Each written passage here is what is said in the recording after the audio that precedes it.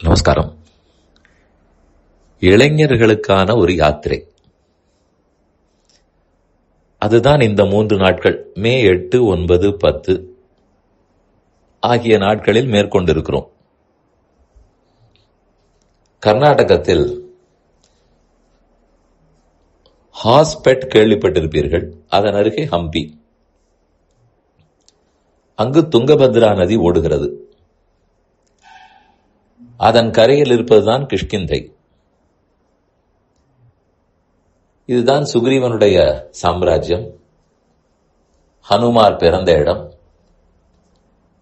ராமன் லக்ஷ்மணனோடு 4 மாதங்கள் காத்திருந்து தங்கியிருந்த இடம். கிஷ்கிந்தா காண்டத்தின் அநேக நிகழ்வுகள் இங்குதான் ஏற்பட்டன. ஜெய் ஹனுமான் என்று யாத்திரைக்கு பெயர்.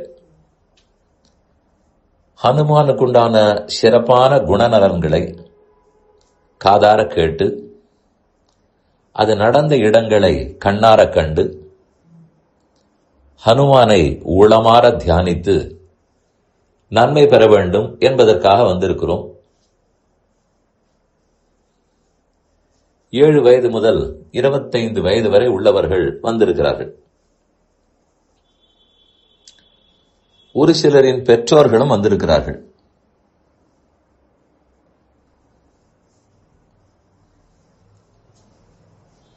இடத்தை மட்டும் தரிசித்ததோடு நில்லாமல் group discussion, question answer, quiz session, பஜனை இவையெல்லாமும் ஏற்பாடு செய்திருக்கிறோம். அப்போது பெற்றோர்களிடத்தில் தனியே உரையாடின போது அவர்கள் சில விஷயங்களை வெளிப்படையாக கூறினார்கள். அது அனைவருக்கும் முக்கியமானது. போன தலைமுறை, இன்று இருக்கக்கூடிய பெற்றோர்களுக்கு முன் தலைமுறை,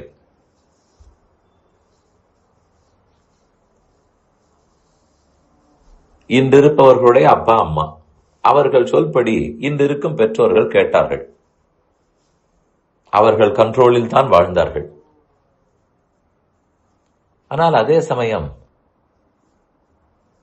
இன்னைக்கு இருக்கக்கூடிய அவர்களுடைய பிள்ளைகளையோ பெண்களையோ தங்களால் கண்ட்ரோல் பண்ண முடியவில்லை. அவர்கள் போக்கில் செல்கிறார்கள்.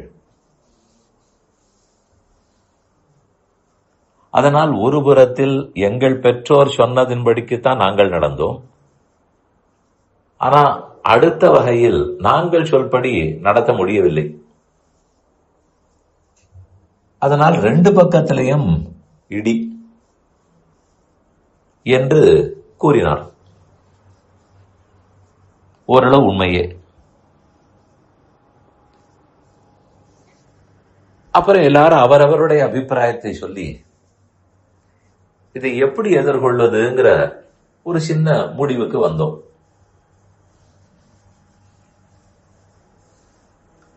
சத்விஷயங்களை, நல்ல விஷயங்களை அடுத்த தலைமுறைக்கு கண்டிப்பாக சொல்ல வேண்டும். அதன் மூலம் அவர்களுக்கு 2 விஷயங்கள் ஏற்பட வேண்டும். ஒன்று ஞானம், ஆன்மீக ஞானம், ஸ்பிரிச்சுவல் நாலேஜ். ஆத்மாவை பத்தி, பரமாத்மாவை பத்தி, நம் கலாச்சாரத்தை பற்றி, நடைமுறைகளை பற்றி தெரிய வேண்டும். இதிகாசங்கள், புராணங்கள், உபனிஷத்துக்கள், கீதை இதெல்லாம் என்ன சொல்லுகின்றன அவர்கள் அறிய வேண்டும். இதுக்கு பெரியவர்களுடைய உபதேசங்கள், பெற்றோர்களின் உபதேசம், அவர்கள் தாங்கள் என்ன கற்றிருக்கிறார்களோ அதை சொல்லிக் கொடுக்க வேண்டும். இது அநேகமா வாயால் எடுத்து சொல்லித்தான் புரிய வைத்தாக வேண்டும். நாலேஜ் அப்படித்தான் வளரும். சொந்தத்திலும் பிள்ளைகள் படித்துக் கொள்வார்கள். அடுத்தது அந்த ஞானத்துக்கு தகுந்த அனுஷ்டானம். கற்றபின் நிற்க அதற்கு தக என்றுதானே சொல்லியிருக்கிறார்கள். கல்வியை உபதேசிக்கலாம், ஆனால் அதில் செயல்முறைப்படுத்தியாக வேண்டுமே, கடைபிடிக்க வேண்டுமே. பிராக்டிஸ்னு சொல்லப்படுற அந்த அனுஷ்டானம், அது நீ அனுஷ்டானம் பண்ணு, நீ பிராக்டிஸ் பண்ணு என்று சொன்னால் போதாது. ஞானத்துக்கு சொன்னால் போதும் பிடித்துக் கொள்வார்கள்.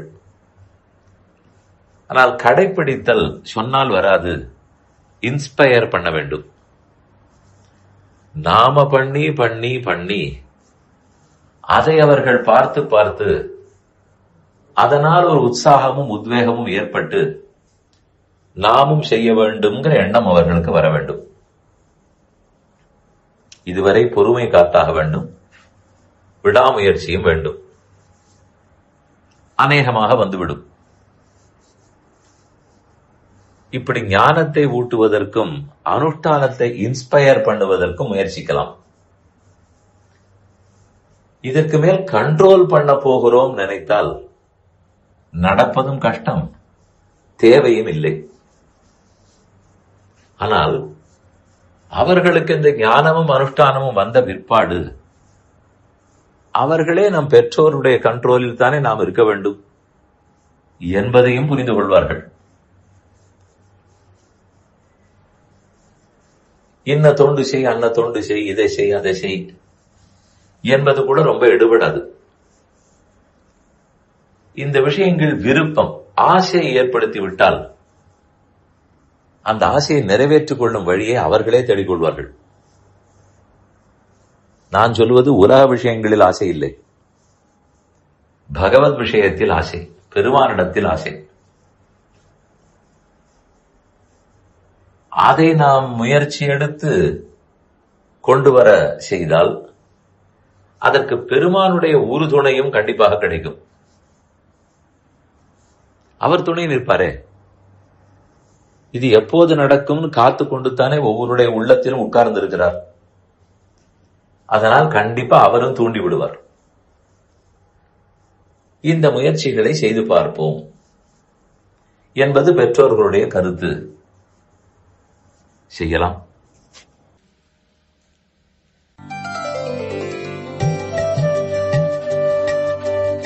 இந்த என் பணி ஆடியோவை உங்களுக்காக வழங்கியவர் வேலுக்குடி ஸ்ரீ கிருஷ்ணன் சுவாமி. இந்த ஆடியோவை தினமும் உங்கள் மொபைலில் பெற கிஞ்சித் என் பணி KINCHITENPANI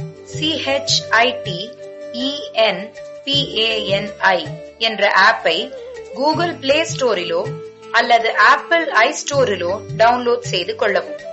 தினம்தோறும் இது போன்ற உபன்யாசங்களை கேட்டு மகிழவும்.